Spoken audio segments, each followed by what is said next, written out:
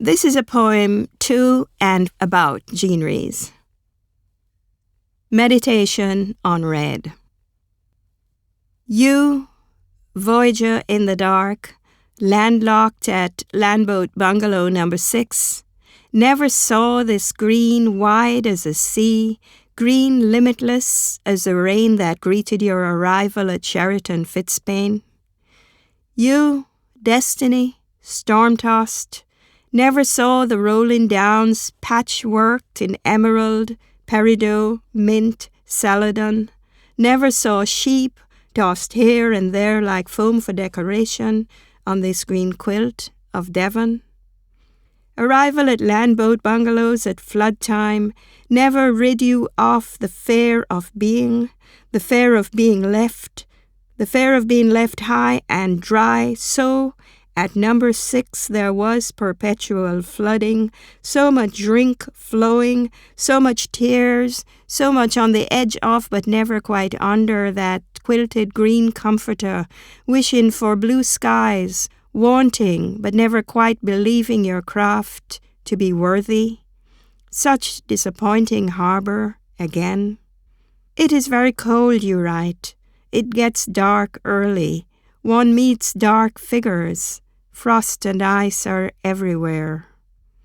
You still had this burning desire to set sail, even though now and always, and despite what long ago the fortune teller said, I see something great in your hand, something noble. You were rudderless. Marooned in the grey, you decided to garden. Since they called you witch, you would conjure up bright flowers spelling each other all year. In spring, you wrote, I planted seeds, I wanted heaps of poppies. Not one came up. Instead, you wrote, there was sometimes blue murder in my wicked heart, and a red dress in your closet, a Christmas cracker dress.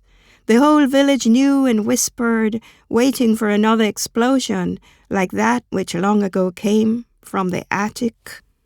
But you, in your housecoat frayed round the edges, like you, red like your rages, soothed with a box of pills, read what else, found there were occasional red-letter days. A dream of red and guilt, a dream of getting your face lifted, buying a bright red wig to shock, and a purple dress with pearls to hoist your spirits when you voyaged out. Meantime, each day, you made up your old face carefully for the village children, making faces at you who knew how to spell. Little knowing in that grey mist hanging over Sheraton Fitzpaine, how cunningly you masked your pain, how carefully you honed your craft, how tightly you held your pen, how brilliantly you planned to write, though they no doubt heard it as ride across that wide Sargasso.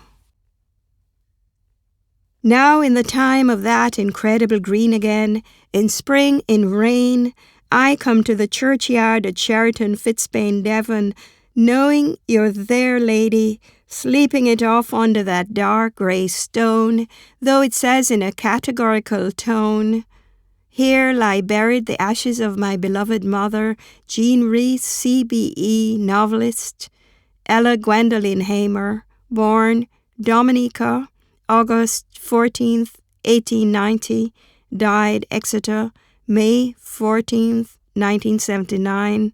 Good morning, midnight. I've come to wake you with spring flowers, the ones you had no luck with growing, snowdrops, daffodils, narcissus, knowing you would prefer a blanket of red, flame of the forest, hibiscus, heliconia, poinsettia, firecracker, bougainvillea. For of Mr. Rochester's first wife you said, she is cold, and far is the only warmth she knows in England. I apologize. Right now I'm as divided as you were by that sea. But I'll be able to find my way home again, For that craft you launched is so seaworthy, tighter than you'd ever been. Dark voyagers like me can feel free to sail. That fire you lit or beacon to safe harbor in the islands.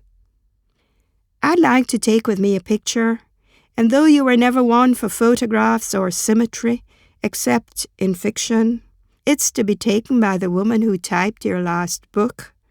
And though I know you hate to be disturbed just when you've finally settled down, I beg you to tear yourself away from that grey stone in the churchyard at Sheraton Fitzpaine for just one moment and look, Miss Rhys, no rain. And see Mary Stevenson standing there at her ease, waiting to say to us both, "Smile, please."